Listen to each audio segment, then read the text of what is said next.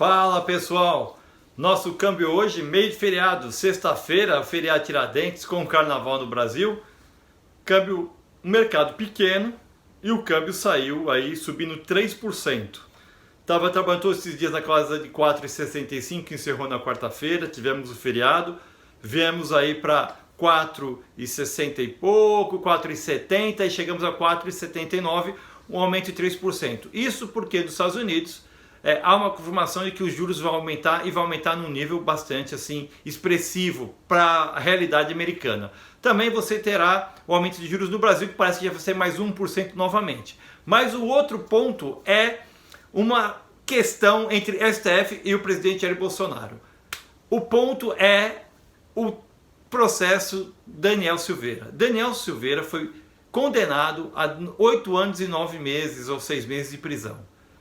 Foi feita toda uma manobra para colocar esse deputado na cadeia, porque abaixo de 8 ele não seria preso, abaixo de 8 anos. E aí colocaram penas adicionais e tudo mais, e o STF por 10-1 o condenou. Isso foi terrível, isso foi na quarta-feira, o mercado ficou numa situação assim, sem ter tempo para responder, porque já era fim de mercado, já não tinha o que fazer, feriado na quinta-feira, mas a internet bombou e todo mundo achando um absurdo. Por quê?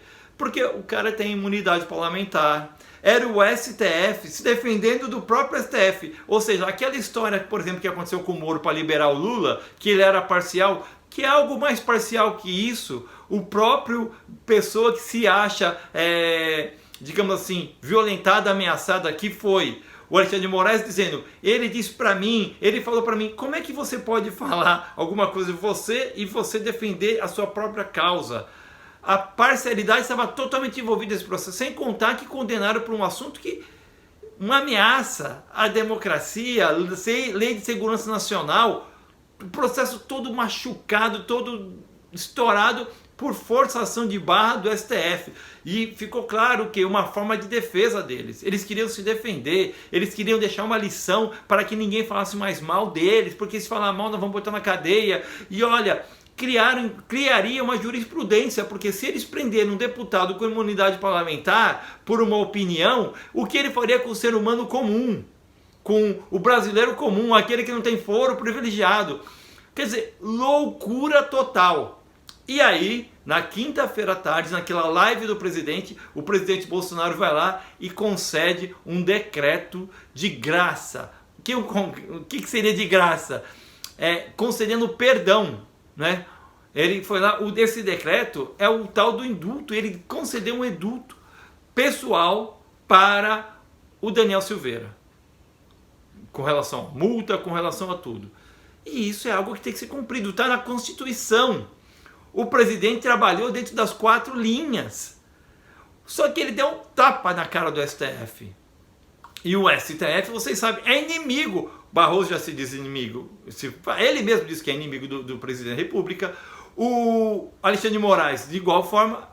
O Fachin. E aí fica uma situação complicadíssima. Por quê? O que o presidente falou era para acabar aí o negócio. Só que existe muita gente falando de um lado do outro. Os ministros disseram que não vão falar mais nada. O presidente também disse que não falou mais nada.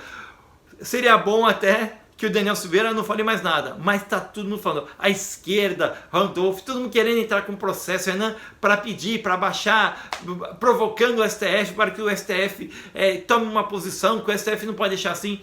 Só que há também jurisprudência do STF dizendo o seguinte, o indulto do presidente não há o que se fazer, está feito. Só que para outros casos, o caso de Temer, Dilma e Lula, como é que eles vão querer agir com o Bolsonaro? Então, o mercado se elevou e ficou assim porque está esperando como é que vai ser o desfecho disso. Será que o STF vai querer forçar a barra de novo? Vai querer avançar mais ainda?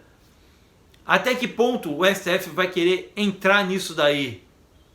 E se entrar, qual vai ser a contra-reação, a reação do Bolsonaro num decreto dele, se eles classificaram como inconstitucional, coisa que não é, né? E aí? É o que perguntam os mercados. Hoje é sexta-feira, véspera de feriado, um dia morto, pequeno, e que o mercado fica pulando para lá e para cá. O que vocês querem? Vocês querem... O que o presidente podia fazer? Quem avançou o sinal vermelho aí no caso? Como vocês acham correto o STF advogar causa própria, prender alguém com imunidade parlamentar? Não porque ele fez, mas porque ele gostaria, por opinião. Já pensou? Tem casos no Brasil que uma pessoa vai lá, agride outro no trânsito, agride seu vizinho, agride uma autoridade, e o processo o quê? 1 ano de cadeia que ele acaba pagando cesta básica. O Daniel Silveira ia pegar 8 anos. Se você ter um crime leve, um crime primário a uma pessoa, você matou essa pessoa, sabe o que vai acontecer? Um homicídio primário? 6 anos. Como você é réu primário, 6 anos você responder em liberdade e você também não atingiu o mínimo para cumprir em regime fechado, que é 8. O Daniel Silveira fez o quê? Eles estão querendo colocar o Daniel Silveira como um lesa à democracia. Então quer dizer o seguinte, então o Daniel Silveira é um preso político. É isso? Então olha só o cuidado que nós temos que ter com o Brasil. Pessoal, na minha opinião, Bolsonaro sai fortalecido. Parlamento, Congresso sai enfraquecido, não defendeu e não fez nada e não está fazendo nada com relação a isso.